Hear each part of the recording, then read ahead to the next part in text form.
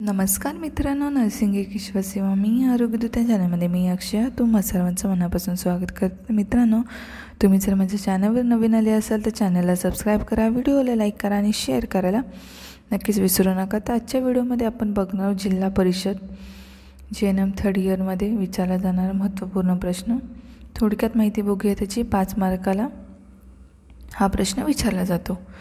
तर आपण त्याची डेफिनेशन थोडक्यात बघूया। तर व्याख्या आहे, स्थानिक स्वराज्य संस्थेचे जिल्हास्तरीय साधन म्हणजे जिल्हास्तरीय होय। स्थानिक स्वराज्य संस्थेचे जिल्हास्तरीय साधन म्हणजे जिल्हा परिषद होय। जिल्हा परिषदेच्या सभासदात त्या जिल्ह्यात सर्व पंचायत समित्यांचा प्रमुखांचा, त्या जिल्ह्यातील सर्व आमदार, खासदार तसेच अनुसूचित जाती जमातीचे प्रतिनिधी व सहकारी संस्थांच्या प्रतिनिधीचा समावेश होतो।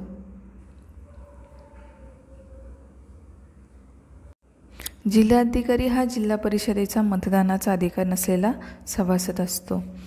त्यानंतर जिल्हा परिषद हे जिल्ह्यातील सर्व विकास कार्यावर देखरेख करणारे आणि विविध कार्य सुसंगतता व ताळमेळ साधणारे मंडळ असते। त्यानंतर प्रत्येक राज्यगणिक जिल्हा परिषदेच्या अधिकारात व कार्यकक्षेत फरक आढळून येतो। गुजरात राज्यामध्ये प्राथमिक आरोग्य केंद्रावर जिल्हा परिषदेचे जिल्हा आरोग्य अधिकाऱ्यांमार्फत नियंत्रण आहे। हीच परिस्थिती महाराष्ट्रातही आढळते। त्यानंतर जिल्हा परिषदेचे कार्य काय आहे ते आपण बघूया। तर ग्रामीण भागाचा विकास करणे हे पहिलं कार्य त्याचं।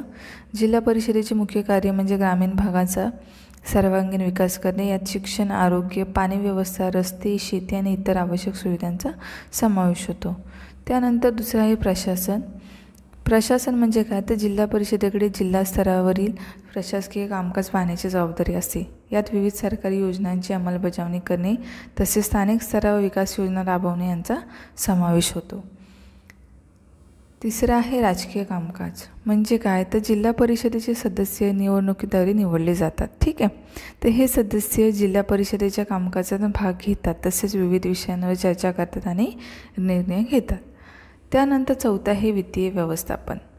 म्हणजे वित्तीय व्यवस्थापन म्हणजे काय असेल, तर जिल्हा परिषदेकडे स्वतःचे उत्पन्न असते तसेच शासनाकडून निधी मिळतो। या निधीचा वापर जिल्हा परिषदेच्या विविध कामांसाठी केला जातो।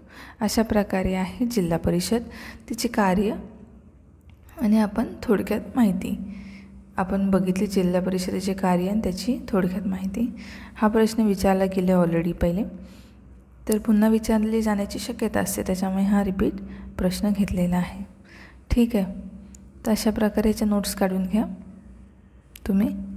आणि परीक्षा आता जवळ येईल, ऑगस्ट, सप्टेंबर, ऑक्टोबर कधीही डेट येईल, तर तुम्ही भेटू आपण। तोपर्यंत अभ्यास करा। लवकरच भेटू पुढच्या व्हिडिओमध्ये। तोपर्यंत काळजी घ्या, मस्त राहा, स्वस्थ राहा। धन्यवाद।